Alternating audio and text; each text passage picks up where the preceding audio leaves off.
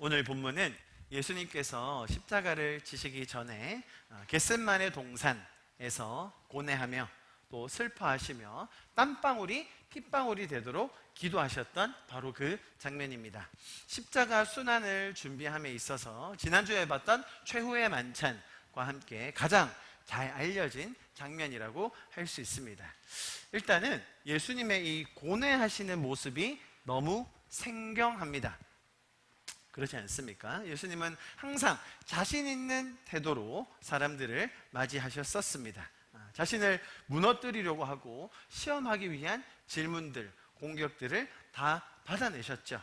어떨 때는 종교 지도자들 자신의 모순을 들춰내기도 하셨고요. 때로는 위트와 유머로 받아넘기기도 하셨습니다.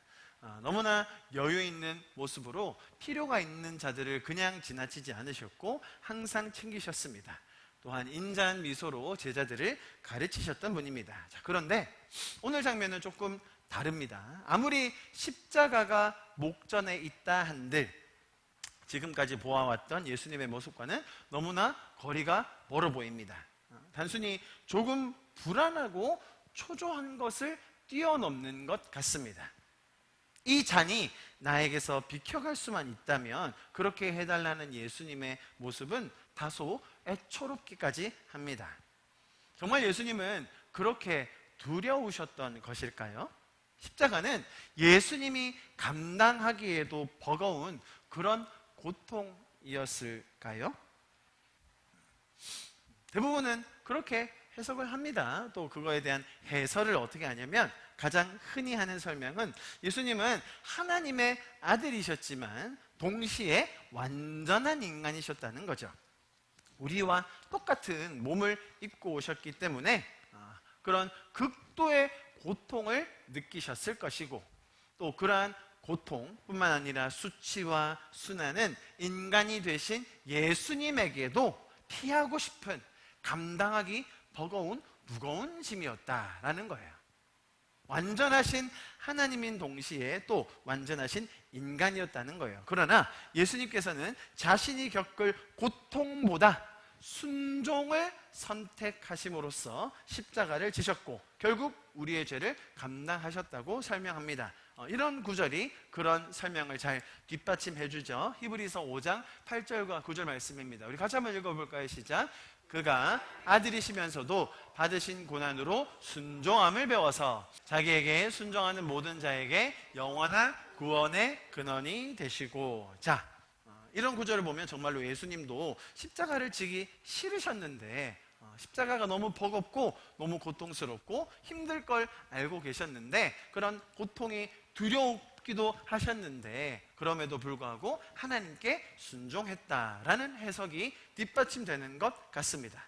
만약 그렇게 해석을 한다면 예수님께서는 십자가의 고통이 너무 힘들고 고통스러운 나머지 십자가 지는 것을 꺼려 하셨는데 아니 정말로 가능하기만 하다면 웬만하면 안 지고 싶으셨는데 하나님이 시키시니까 하나님이 뭔가 명령하시니까 그거에 대해서 순종하는 마음으로 어차피 이건 내가 감당해야 될 몫이니까 자기를 꺾어서 순종해서 십자가를 지셨다? 이런 말이 된다는 거예요. 같은 히브리서 말씀에는 또 이렇게 설명하고 있습니다. 12장 2절인데요. 우리 한 번 더 같이 한번 읽어보겠습니다. 시작. 믿음의 주요 또 온전케 하시는 이인 예수를 바라보자. 그는 그 앞에 있는 기쁨을 위하여 십자가를 참으사 부끄러움을 개의치 아니하시더니 하나님 보좌 우편에 앉으셨느니라. 자, 십자가를 참으신 건 맞아요. 십자가를 견디시고 십자가의 그 잔을 피하려고 하셨던 그 말은 있기 때문에 십자가를 참으신 건 맞습니다만 이 히브리서 말씀은 뭐라고 설명합니까? 기쁨을 바라보시고 참았다는 거예요. 단순히 십자가가 어렵고 힘들고 고통스러운 것이지만 나의 원대로 하지 않고 하나님의 원이시니까 하나님의 뜻, 하나님의 명령이니까 그대로 순종했다라고만 설명한다면 여기 있는 이 기쁨은 어떻게 설명할 수 있겠냐는 거예요. 그죠? 자, 오늘 본문은 그래서 단순히 표면적인 그런 설명과 해석에서 그칠 것이 아닙니다. 창조주께서 이 땅에 오셔서 이루기 원하셨던 유일한 목표, 제가 지난주에 그렇게 표현했습니다. 창조주가, 하나님의 아들이 이 땅에 오셔서 이루기 원하셨던 유일한 목표, 뭐라고 했습니까? 마태복음을 다 까먹으셔도 좋으니 이거 하나만 좀 기억해 달라고 했던 것 기억나시나요? 죄 사함이었습니다. 그리고 그 죄 사함을 완성하실 수 있는 유일한 방법이 다름 아닌 십자가였어요. 자, 이 유일한 목표인 죄 사함과 유일한 방법인 십자가에 대해서 오늘 본문을 통해서 더 깊은 의미를 발견할 수 있는 설명을 우리가 들을 수 있는 거예요. 자, 그렇다면 우리가 첫 번째 바로잡고 넘어가야 할 질문이 있습니다. 제가 처음에 말씀드렸던 것처럼 예수님이 이런 고민, 번뇌, 고뇌를 하셨긴 하셨어요. 자, 그렇다면 그렇게 번민하시고 고뇌하시고 내가 죽을 것 같이 내 영혼이 아프다라고 하셨던 그 이유가 뭘까요? 제가 서두에 말씀드린 것들을 생각해 본다면 이것은 단순히 육신의 고통이나 혹은 사람들의 조롱, 벌거벗겨질 그런 수치 때문은 아닐 거라고 생각해 볼 수 있겠죠. 물론 십자가의 그 물리적인 고통의 크기나 혹은 창조주로서 가장 치욕적인 모욕감을 감내하셨다는 것을 간과하자는 이야기는 아닙니다. 그러나 그것보다 더 중요한 메시지가 있다는 것을 우리가 발견해야 한다는 거예요. 자, 보십시오. 삼위일체, 성부, 성자, 성령, 이 세 분이 하나이시다라는 그런 뜻이잖아요. 삼위일체라는 단어는 성경에 나오지 않습니다. 삼위일체라는 단어 성경사전, 성경에 쳐보시면 그 단어 자체는 성경에 들어있진 않아요. 그러나 성경 전체를 볼 때 하나님과 그 아들과 성령이 완전히 하나구나, 완전히 한 몸이시구나, 삼위지만 한 분으로 존재하시는구나, 이것을 우리가 표현하는 그 단어로 삼위일체라는 것으로 설명하고 있죠. 자, 삼위일체, 완전한 연합을 가지신 이 분들이 함께 선택하신 유일한 방법이 십자가였어요. 무엇을 이루기 위한 유일한 방법이라고 말씀드렸죠? 목표가 뭐라고요? 죄 사함이라는 거예요. 제가 지금 계속 반복해서 말씀드릴 거예요. 예수님의 이 성육신, 보십시오. 삼위일체 세 분이 같이 계셨어요. 태초부터, 그죠? 말씀이 육신이 되셨고 그 말씀은 하나님과 같이 계셨어요. 태초에 천지를 창조하실 때부터 하나님과 아들과 성령은 함께 계셨어요. 자, 그런데 이 세 분이 이 인류의 죄를 사하기 위해서 결정하신 방식이 십자가라는 거예요. 예수님의 성육신과 이 십자가 사역의 가장 중심, 핵심은 죄사함이라는 겁니다. 자, 여러분, 다른 부수적인 것들도 많이 있습니다. 맞습니다. 우리가 교회에 와서 이렇게 건강한 공동체에서 신앙생활을 하면서 누릴 수 있는 복들이 참 많죠. 그렇지 않습니까? 또 우리가 기도할 때마다 하나님께서 정말로 구체적으로 응답해 주시는 그 기쁨, 그 희열을 말할 수 있겠습니까? 정말로 우리가 신앙생활을 하면서 하나님이 우리에게 응답해 주시고 또 믿는 공동체가 함께 사랑하며 교제하는 것이 얼마나 우리에게 큰 복인 줄 모르겠습니다. 자, 하지만 이 십자가 사역의 가장 중심이고 핵심인 죄 사함이 아닌 그런 부수적인 것들이 내 중심에 오기 시작하면 문제가 생깁니다. 그 죄사함 외에 다른 기적이나 은사나 다른 많은 축복들을 내 중심에 두기 시작하는 순간 어려움과 고난과 시련이 왔을 때에 항상 시험에 들고 넘어지기 쉬워요. 제가 다시 설명드립니다. 그런 부수적인 것들, 또 다른 주변에 있는 것들 너무 중요하고 소중하고 우리에게 너무나 가치 있는 것들입니다. 그러나 우리 신앙의 가장 중심에 있어야 할 것은 예수 그리스도, 하나님의 아들이 성육신하셔서 십자가를 지심으로 우리 죄를 사하셨다라는 그 중심을 잊으면 안 돼요. 아시겠죠? 이 핵심을 든든히 붙잡고 있어야 한다는 겁니다. 자, 죄사함 또 설명합니다. 죄라는 것은 하나님과 분리되었다는 뜻이죠. 하나님이 정하시고 하나님이 만드신 그 원래 뜻과 계획과 마음이 있는데, 하나님 저 싫어요, 그냥 제가 알아서 좀 하게 놔두세요, 하나님 뜻 알겠는데 제가 해볼게요, 스스로 해볼게요, 제가 노력해볼게요, 뭐 여기까지면 그래도 양반이겠어요. 왜 자꾸 간섭해요? 왜 자꾸 나한테 이래라 저래라야? 내가 좀 해보겠다니까요. 좀 나에게 신경 끄세요. 제가 더 잘한다니까요. 이 세상이 얼마나 발전한 줄 모르세요? 아직도 그런 종교 타령입니까? 지금 과학이 얼마나 발전했는데, 자, 하나님의 원리를 떠나고 하나님의 방식을 버리고 내가 살겠다는 결정, 내가 스스로 해보겠다는 건 죄라는 겁니다. 하나님이 주신 그 원형적인 모습을 떠나 내가 내 스스로 내 뜻대로 생각하기에 좋은 방향대로 살겠다는 인간의 선택, 그게 죄라는 거예요. 자, 그 주체가 누구였습니까? 창조주와 피조물이라는 거예요. 이 죄라는 이 표현이 성립되기 위한 두 주체가 있으니 창조주와 피조물이었어요. 자, 성경에서 말하는 이 창조주는 얼마나 인격적이신지 우리에게 무한한 자유를 주셨어요. 그러면서 이 사랑이라는 그 놀라운 개념, 다른 어떤 곳에서도 정의 내릴 수 없는 그 사랑이라는 개념을 정의 내려 주신 거예요. 억지로, 가급적으로 협박하면서 위협하면서 사랑하라고 하지 않으셨습니다. 그런 식으로 하나님을 따르라고 하지 않으셨어요. 하나님을 따를 자유와 따르지 않을 그 완전한 자유를 주신 후에 정말로 두 주체가 사랑할 수 있는 관계를 만들어 주셨다는 거예요. 우리를 사랑하시되 하나님 입장에서는 처음부터 끝까지 한결같이 사랑하셨어요.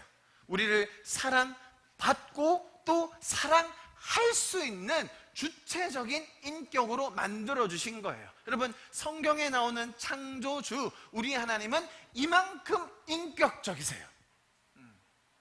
이거 굉장히 놀라운 설명입니다.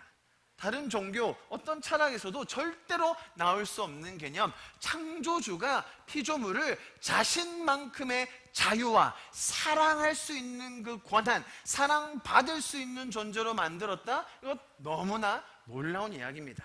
자, 그런데 이 사랑의 원형을 깨버린 주체가 바로 인간이라는 거예요. 죄를 선택한 주체가 우리라는 겁니다. 그래서 우리가 하나님의 자녀였고 의의 자녀였다가 죄를 선택함으로 어떻게 되는 거예요? 단순히 나는 그냥 죄대로 살래요, 저는 제 뜻대로 살래요, 거기서 그쳐지는 것이 아니라 하나님의 자녀였던 소속이 어디로 바뀐다고요? 이제는 죄의 종이 된다는 거예요. 죄의 노예가 된다는 거죠. 하나님의 관계가 단절되고 영으로 살아서 하나님과 완전한 연합, 온전한 교제를 할 수 있었던 우리가 죽어서, 영이 죽어서 이제 하나님과 단절되어 지옥 같은 삶을 살고 있다는 거예요. 자, 그러한 지옥의 삶을 안타깝게 여기시고 죄의 결과로 신음하는 우리를 불쌍히 여기신 아버지가 계획을 세우셨으니, 제가 지난주에 말씀드렸죠. 에베소서에서 태초부터 그 계획을 세우셨으니 그것이 바로 죄 사함으로 받는 구원이라는 겁니다. 자, 우리는 이 마태복음을 통해서 이렇게 하나님께서 죄에 빠진 우리를 구원하기 원하신다, 그 아들이 오셨다, 우리를 구원하신다라는 그 기쁜 소식, 복음을 배우고 있는 거예요. 그것이 마태복음입니다. 죄를 사해 주시겠다는 거죠. 그것이 아버지의 마음이에요. 자, 그 결과가 무엇이냐면, 그렇게 죄 사함을 받아 구원받은 결과가 무엇이냐면, 마치 삼위일체 하나님이 완전한 연합, 완전한 교제를 이루고 계신 것처럼 우리도 다시 하나님과의 관계가 회복되고, 또한 우리 안에도 하나님께서 이루고 계신 그 완전한 연합과 사랑의 모습이 우리 안에도 풍성하게 충만하게 이루어지는 것, 자, 그것을 우리가 뭐라고 부르는 거예요? 천국의 삶이다라고 부르는 거예요. 자, 요한복음 17장 굉장히 유명한 장면이에요. 예수님께서 하나님께 기도하는 그 기도문입니다. 제가 한번 읽어드립니다. 아버지요, 아버지께서 지금 이 오늘 지금 이 요한복음 이 구절이요, 굉장히 깊고 신비로운 구절이에요. 한번 잘 들어보십시오. 아버지요, 아버지께서 내 안에, 지금 예수님이에요, 내 안에 내가 아버지 안에 있는 것 같이, 이게 삼위일체죠. 그들도, 저희예요, 다 하나가 되어 또 우리 안에, 우리는 뭐예요? 삼위일체죠. 우리 안에 있게 하사 세상으로 아버지께서 나를 보내신 것을 믿게 없어서 내게 주신, 자, 하나님께서 예수님에게 주신 그 영광을 내가 그들 우리에게도 주었사오니 이는 우리가 하나 된 것 같이 그들도 하나가 되게 하려 함이니이다. 곧 내가 그들 안에 있고 아버지께서 내 안에 계시어 그들로 온전함을 이루어 하나가 되게 하려 함은 아버지께서 나를 보내신 것과 같이 또 나를 사랑하신 것 같이 그들도 사랑하신 것을 세상으로 알게 하려 함이로소이다. 굉장히 신비하고 또 깊은 이 하나님과 예수님과 성령님의 일하심, 그 마음이 너무나도 절절히 담겨있는 그 예수님의 기도문이에요. 이 삼위의 하나님, 우리를 향하여 어떤 마음을 가지고 계신지 그것이 조금 느껴지셨으면 좋겠습니다. 기독교의 이 온전한 모습의 회복이 바로 이런 것이라는 거예요. 완전한 연합, 삼위 하나님께서 먼저 보여주신 그 연합이 우리와 하나님 사이에 회복되고, 그죠? 삼위 하나님의 연합이 우리와 하나님 사이에 회복되고, 그러면 자연스럽게 뭐가 일어나겠어요? 우리 안에서도 그런 연합과 사랑이 이루어질 수 있다라는 거죠. 그래서 그 사랑의 관계, 교제, 연합이 충만해지는 것, 그것이 우리가 바라고 또 기도하는 천국의 모습인 거예요. 자, 그런데 보세요. 지금 제가 뭘 말씀드리고 있냐면 유일한 목표인 죄사함을 위해서 지금 십자가를 지셔야만 했다. 그런데 그 죄사함의 결과가 뭐라고요? 이런 삼위의 연합 같은 연합이 우리와 하나님 사이에, 인간들 사이에 다시 회복되는 것이다. 그런데 이 죄사함을 이루기 위한 유일한 방식이 뭐라고요? 십자가라는 거예요.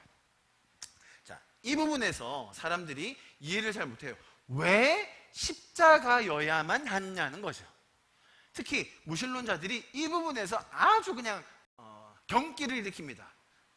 왜 하나님의 아들이 하나님한테 그렇게 두드려 맞고, 아니 그렇게 어마어마한 고통과 고문을 당해서 결국은 자기 아들을 죽여야만 했냐고. 이게 무슨 해괴망측한 소리냐. 아니 하나님이라면 전지전능하다면 그냥 서프라이즈 짠 해가지고 그냥 이번에 용서 됐다, 전능하시다면 그 정도 하실 수 있는 것 아니에요? 왜 굳이 그렇게 정말로 입에 담지 못할, 눈 뜨고 보지 못할 그런 참혹한 십자가의 고난과 순환을 자기 아들한테 전가한다? 이게 무슨 말이냐고. 자, 십자가라는 그 사건에 대해서 용납을 못해요. 뭐 기적? 오케이, 뭐 기적 일어날 수도 있죠.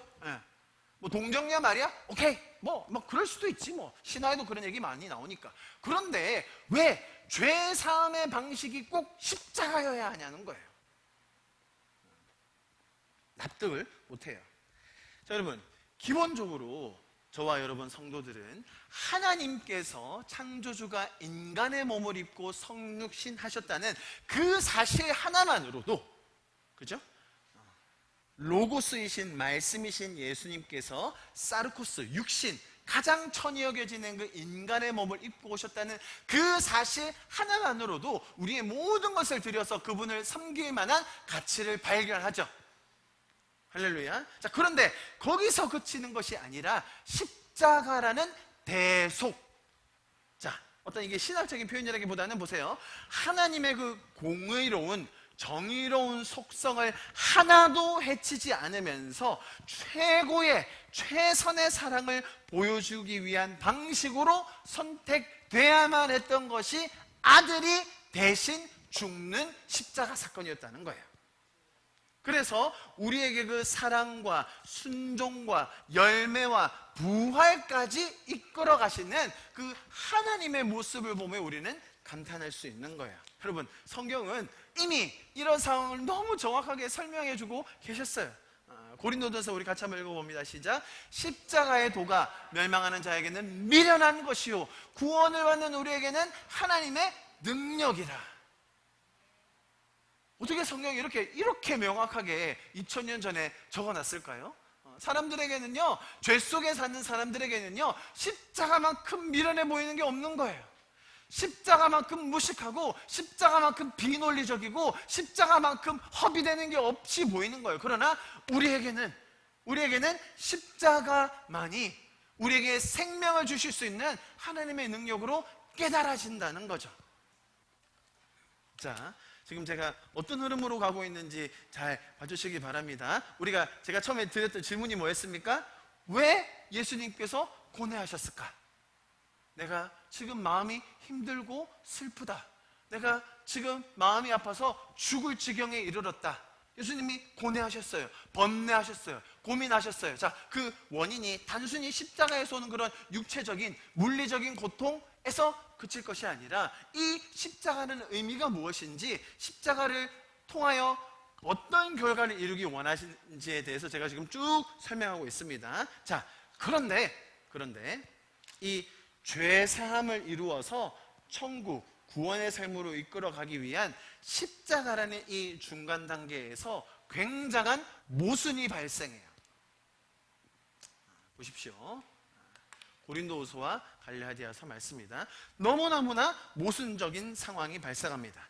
우리 죄를 사하셔서 우리와 하나님의 연합을 회복하기 위해서 십자가 지셨다고 하셨죠, 그죠? 원래 있었던 그 삼위의 연합 같은 그런 회복을 요한복음 말씀처럼 완전히 이루기 위한 도구, 그 하나님의 정의와 공의의 습성을 하나도 해치지 않으면서 다시 완전한 연합으로 가기 위한 그 십자가를 지셔야만 하는데, 이 과정에서 모순이 일어난다는 거예요.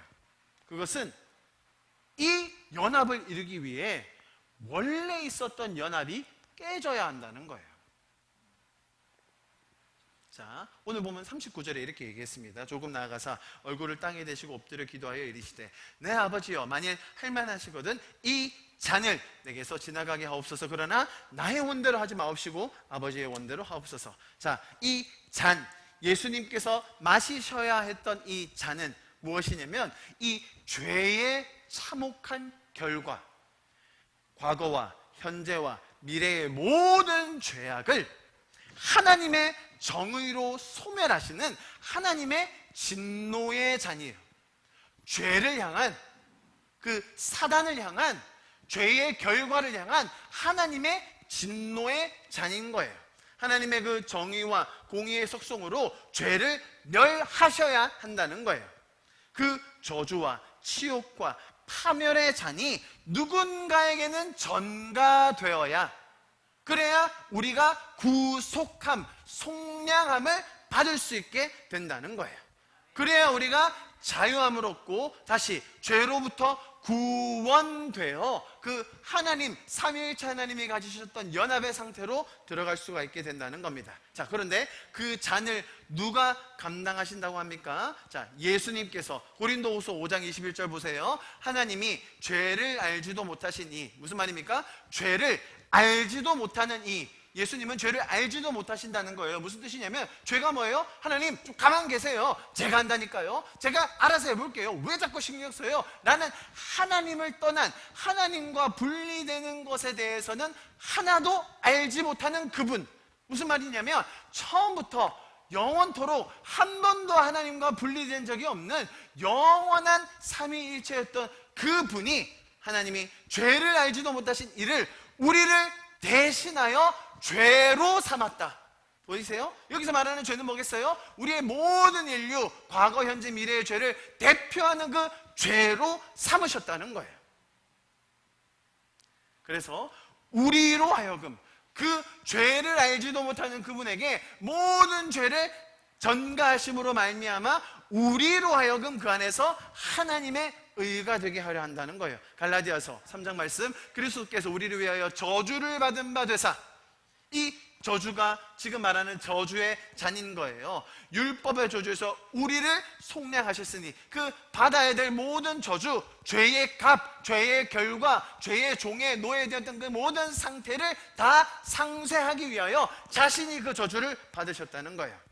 죄가 없으신 분께서 우리의 모든 죄를 감당하셔서 죄로 삼아지신 거예요. 자, 그러면 어떻게 되겠습니까? 지금 예수님께서 무엇에 대해 번뇌하고 고민하며 마치 죽음에 이르는 듯한 고통을 느끼셨을까요? 예수님은 처음부터 죽기 위해 오셨어요. 예수님은 우리를 구원하기 위해 태어나셨고 그 방법이 죽음, 십자가라는 것을 알고 계셨어요. 쉽게 말하면 죽기 위해 태어나셨다는 거예요. 자, 그런데 한 가지 단 한 번도 경험해보지 못했던 가장 끔찍하고 사실은 이 예수님이 하나님과 분리되어야 된다는 그 사건, 예수님께서는 그 사실 때문에 번뇌하고 고민하고 슬퍼하셨다는 거예요. 38절에 이렇게 설명해 놓고 있었습니다. 이에 말씀하시되 내 마음이 매우 고민하여 죽게 되었다. 이 성경 구절을 조금 더 원어에 가깝게 표현하자면 내 생명이, 내 존재가 비탄에 잠겨 있다. 마치 죽을 만큼. 그래서 39절에 조금 나아가서 얼굴을 땅에 대시고 엎드려 기도하여 이르시되 내 아버지여 만일 할만하시거든 이 잔, 왜 이 잔을 내게서 그냥 지나가게 해달라고 기도합니까? 하나님과 분리되어야 하기 때문에 가장 끔찍하고 가장 상상할 수 없는 그 일을 내가 겪어야 하기 때문에 예수님께서 이 잔을 피하고 싶으셨던 거예요. 그래서 여기서 말하는 나의 원, 예수님의 원, 예수님의 뜻은 영원히 항상 한 번도 변하지 않았던 그 삼위일체의 연합이라는 거예요. 자, 그런데 여기서 말하는 아버지의 원, 아버지의 뜻은 뭐예요? 우리와 다시 하나 되게 하시는 그 구원의 계획이라는 거죠. 그래서 예수님이 오늘 3번 기도하시는데 두 번째 기도가 이렇게 바뀌는 거예요. 42절 같이 읽어봅니다. 시작. 다시 두 번째 나아가 기도하여 이르시되 내 아버지여 만일 내가 마시지 않고는 이 잔이 내게서 지나갈 수 없거든 아버지의 원대로 되기를 원하나이다. 기도가 어떻게 바뀌는지 보이시죠?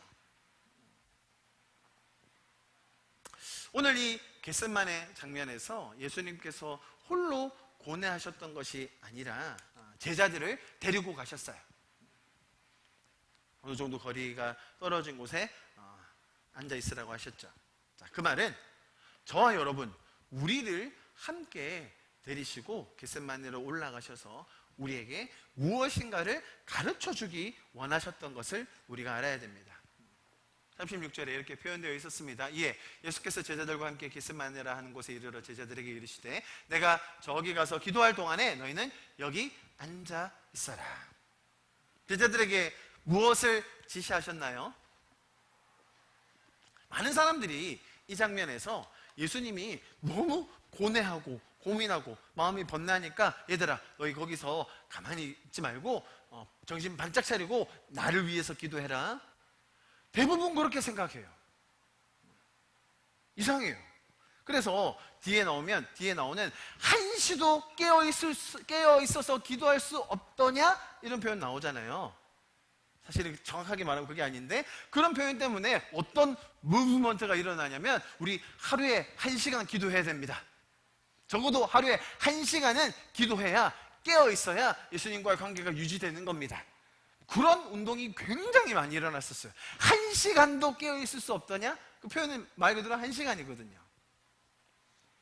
자, 다시 봅니다. 36절. 제자들에게 뭐 하라고 하셨어요?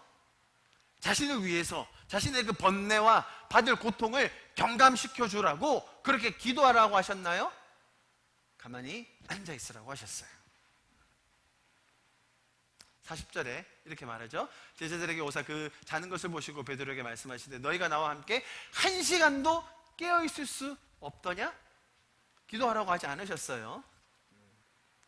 당연히 여기서 말하는 1시간은 정확한 1시간을 의미하는 것이 아니라 그만큼 짧은 시간을 강조하는 표현이에요. 자, 뒤에 이어서 기도하라는 표현이 분명히 나오긴 합니다. 41절 우리 같이 한번 읽어봅니다. 시작. 시험에 들지 않게 깨어 기도하라. 마음에는 원이로되 육신이 약하도다 하시고. 자, 이것이 어떤 의미인지를 잘 보세요. 예수님의 고뇌 제가 오늘 설명드렸습니다. 그리고 십자가의 의미를 잘 연결해서 지금 이런 컨텍스트 속에서 예수님께서 제자들에게 시험에 들지 않게 깨어서 기도하라. 사실 자신을 위해서 기도하라는 말이 아니었어요. 내가 감당해야 될 짐을 너희도 좀 나눠줘라. 그 말이 전혀 아닙니다. 이 제자들 자신을 위해서 시험에 들지 않게 깨어서 기도하라. 이 말이 무슨 말일까요? 자, 보세요.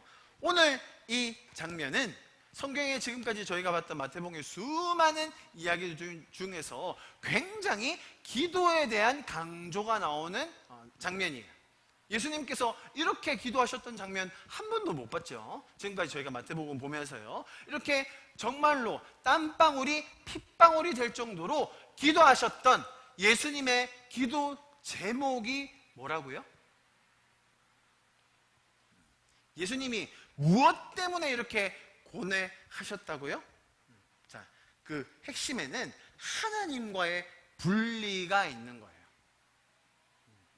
연합을 이루기 위해서, 인간의 하나님과의 연합, 그 구원을 이루기 위해서 영원했던 그 연합을 일시적으로 분리하는 그 고통에 대하여 예수님은 기도하고 계셨다는 거예요.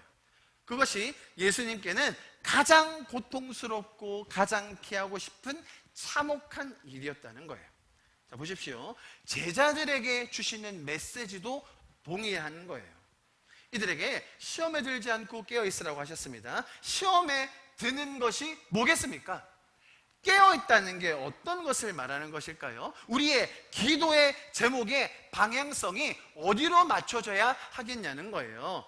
이 모든 것이 죄사함 그리고 구원, 하나님과의 연합과 맞닿아 있는 것을 우리가 오늘 본문을 통해서 깨달아야 한다는 겁니다. 자, 보세요. 사단이 우리에게 계속해서 이간질하고 미혹하고 거짓말하는 것은, 그것은 하나님과 우리와의 관계예요. 하나님이 살아계시지 않다. 하나님은 완전하지 않아. 그분의 계획에도 실수가 있는 거야. 아니, 하나님이 계시면 너를 그렇게 가만히 내버려 두시겠어? 네가 잘못하면 하나님도 널 미워하시는 거야. 너 쓸모없는 존재야. 네 인생에 무슨 의미가 있겠어? 예수님 십자가 그거 다 허풍이야. 네가 알아서 살아. 네가 열심히 살아. 너 그러다가 낙오자 된다? 자, 잘 보세요, 여러분. 이런 모든 유혹과 미혹과 거짓말이 다 하나님과 우리와의 관계를 왜곡시키는 거예요. 하나님이 처음에 우리를 인격적으로 가장 사랑받고 사랑할 수 있는 그 예수님의 십자가 구원을 통하여 구원받은 존재로 만드셨는데, 그런 하나님과의 관계, 예수님과의 관계, 성령님과의 관계를 왜곡시키는 것이 사단의 유혹과 미혹과 거짓말이라는 거예요. 시험에 들지 말라는 것은 이런 사단의 거짓말에 속지 말라는 거죠. 깨어있으라는 말은 예수님께서 십자가를 통해 이루어지신 그 하나님과의 친밀한 관계 속에서 깨어 머물라는 거예요. 여러분, 깨어있어라라고 하면 많은 사람들이 어떤 신령한 은사 혹은 대단한 능력, 아니면 미래의 일들을 꿰뚫을 수 있는 통찰력을 가져야 하는 것 아닌가? 라고 하며 아주 거창하고 허공에 떠다니는 그런 이야기를 많이 합니다. 자, 예수님께서 오늘 기도하셨던 그 기도 제목 그대로 이 분리의 심각성, 연합을 깨뜨리고 우리의 구원의 그 열매, 하나님과 온전히 연합하는 그것을 깨뜨리는 그것의 심각성을 알고 우리도 그것에 대해서 기도하며 깨어있으라는 예수님의 당부요 가르침인 거예요. 그러면서 동시에 이렇게 구원을 이루어 주시는 예수님의 십자가 사역의 소중함과 우리가 받게 될 그 구원의 감격을 다시금 우리로 하여금 깨닫게 해주시는 것입니다. 자, 여러분, 여기 보시면 시험에 들지 않게 깨어서 기도하라. 마음에는 원이로되 육신이 약하도다. 그들이 원했던 것이 뭐였죠? 마음에 원했던 것이 있었어요. 이렇게 나옵니다. 이게 같은 장, 저희가 지난주에 봤던 33절부터 35절입니다. 33절, 베드로가 대답하여 이르되 모두 주를 버릴지라도 나는 결코 버리지 않겠나이다. 예수께서 이르시되 내가 진실로 내게 이르노니 오늘 밤 달고 오기 전에 내가 3번 나를 부인하리라. 그러니까 35절, 베드로가 이르되 내가 주와 함께 죽을지언정 주를 부인하지 않겠나이다 하고, 자, 베드로만 한 게 아니에요. 보세요, 뭡니까? 모든 제자도 그와 같이 말하니라. 모든 제자들이 다 저는 배반하지 않겠어요. 저는 따르겠어요. 제가 할 수 있습니다. 저만 믿어보시라니까요. 우리도 주님을 잘 따르고 하나님께서 가르쳐 주신 그 원리대로 또 나에게 부어주신 그 내 인생의 소명과 부르심과 은사대로 잘 살고 싶은 그런 마음 왜 없겠습니까? 그런데 왜 잘 안 사라지지요? 여기서 육신이 약하도다 41절 육신이 약하도다 이 말은 단순히 체력이 좀 약하다 의지력이 모자라다 끈기가 없다 그런 뜻이 아닙니다. 여기서 마음은 원이로되 할 때는 마음은 푸뉴마라는 단어를 썼고요, 제가 아까 말씀드린 그 육신이라는 사르크스라는 단어를 썼어요. 자, 무슨 말이냐면 여기서 말하는 마음은 하나님께서 인간에게 나누어 주신 이 하나님의 형상, 영혼, 또 우리가 양심을 가지고 사리를 판단할 수 있는 그런 이성 등을 포괄해서 말해요. 반대로 육신은 가장 비천한 상태, 죄로 물든 타락한 우리를 설명하는 거예요. 우리가 아무리 마음으로 결단하고 의지를 들이고 막 계획을 세우고 하려고 한들 죄적인 육신의 모습으로는 하나님의 뜻을 다 따를 수가 없다라는 것을 설명하는 거예요. 이미 로마서의 저자가 그것을 너무나 구구절절히 우리에게 설명해 주셨죠. 로마서 7장 우리 같이 한번 읽어볼까요? 시작. 그러므로 내가 한 법을 깨달았노니 곧 선을 행하기 원하는 나에게 악이 함께 있는 것이로다. 내 속사람으로는 하나님의 법을 즐거워하되 내 지체 속에서 다른 법이 내 마음의 법과 싸워 내 지체 속에 있는 죄의 법으로 나를 사로잡는 것을 보는도다. 오호라 나는 곤고한 사람이로다. 이 사망의 몸에서 누가 나를 건져내랴. 우리 주 예수 그리스도로 말미암아 하나님께 감사하리로다. 그런즉 내 자신이 마음으로는 하나님의 법을 육신으로는 죄의 법을 섬기노라. 자, 여러분, 그래서 우리가 깨어서 기도하라는 거예요. 무엇을 위해 기도해야 된다고 하셨습니까? 나의 필요? 나의 소원? 나의 계획을 위해서요? 네, 그것도 중요합니다. 기도해야 됩니다. 그러나 가장 중요한 오늘 예수님의 모든 고뇌를 담은 그 기도의 중심에는 무엇이 있다고요? 하나님과의 분리가 일어나려고 할 때, 사단이 나와 하나님과의 관계, 나와 예수님과의 관계, 나와 성령님과 동행하는 그 관계를 이간질하려고 할 때, 내가 하나님의 뜻을 쫓아 살고 싶은데 그것이 안 될 때, 육신의 연약함, 나의 죄적인 속속으로 인하여 그것이 망가지고 있을 때 뭐하라고요? 깨어서 기도하라는 거예요. 자, 여러분, 죄 지으러 갈 때 뭐 해야 된다고요? 기도하라는 거예요. 우리가 죄 짓는 거 알고 지을 때 많으시죠? 이번에는 좀 이렇게 좀 거짓말해서 넘겨야 될 것 같은데, 하나님, 제가 이번 한 번만, 이거는 제가 아주 중요하거든요. 잠깐만 눈 감아 주시면 제가 이거 빨리 부탁하고 바로 회개기도 하겠습니다.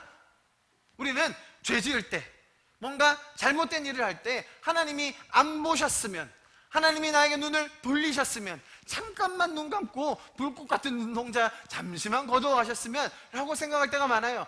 반대라는 거예요. 여러분, 죄 지어야 될 때가 얼마나 많습니까? 말이 어폐가 있나요?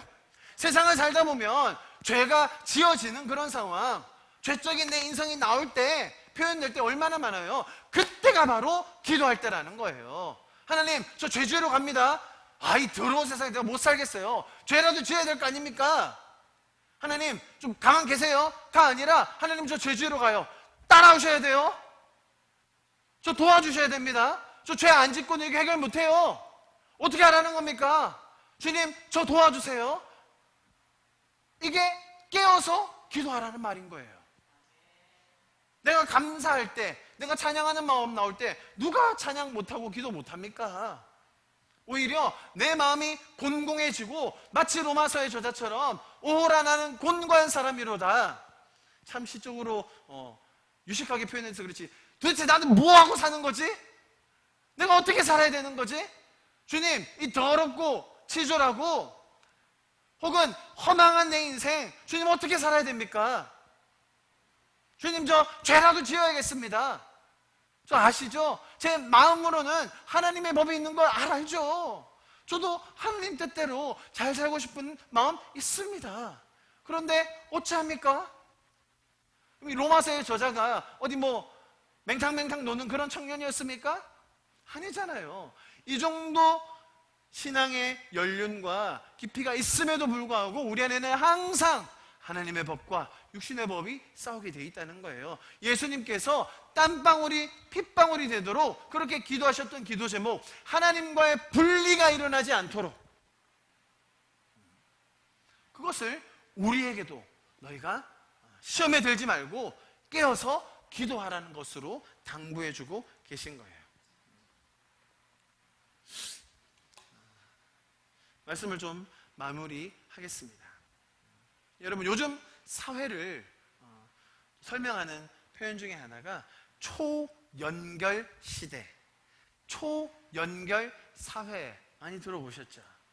전 세계에 인터넷이 공급되지 않은 곳이 한 군데도 없도록 모든 사람이 모두와 연결될 수 있는, 지금 이미 선진국들은 다 그것이 거의 다 실현되어졌다고 보입니다. 인터넷, SNS, 소셜미디어 등으로 우리는 모두와, 모든 사람과 연결되어 있는 초연결 시대를 살고 있습니다. 그런데 참 아이러니하게도 지금 이 시대가 가장 단절되었고 가장 외롭고 가장 허무한 시대가 되어버렸어요. 여러분, 그 원인은 분명합니다. 이 삼위일체 하나님께서 누리셨던 그 완전한 연합, 완전한 교제, 완벽한 그 사랑이 상실되었기 때문입니다. 먼저 하나님과 우리와의 그 완전한 연합의 관계가 회복되어야 될 줄 믿습니다. 아무리 피상적인 연결과 겉으로 맺어지는 이런 관계가 많다 한들 우리 안에 완전한 사랑으로 임하여 주시는 그 하나님의 사랑 없이는 우리 인생이 계속해서 더 깊은 허무감에 빠질 수밖에 없는 것입니다. 여러분, 인생의 의미는 관계에서 발생되는 거예요.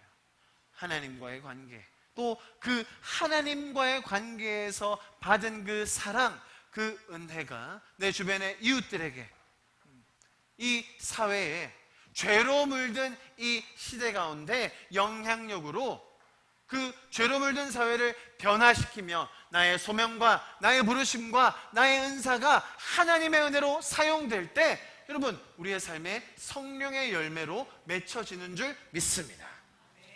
제가 아까 읽었던 요한복음 말씀 우리 다시 한번 같이 상고하시면서 우리 같이 기도하고 예배를 마칠 텐데요, 말씀드렸듯이 너무나 깊고 또 우리 하나님, 삼위일체 하나님의 그 마음을 보여주는 구절이라고 생각이 듭니다. 우리 좀 같이 한번 마지막으로 읽고 기도하겠습니다. 시작.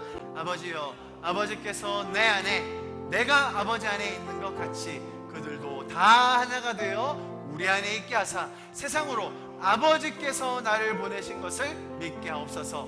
내게 주신 영광을 내가 그들에게도 주었사오니 이는 우리가 하나 된 것 같이 그들도 하나가 되게 하려 함이니이다. 곧 내가 그들 안에 있고 아버지께서 내 안에 계시어 그들로 온전함을 이루어 하나가 되게 하려 함은 아버지께서 나를 보내신 것과 또 나를 사랑하신 같이 그들도 사랑하신 것을 세상으로 알게 하려 함이로소이다. 할렐루야.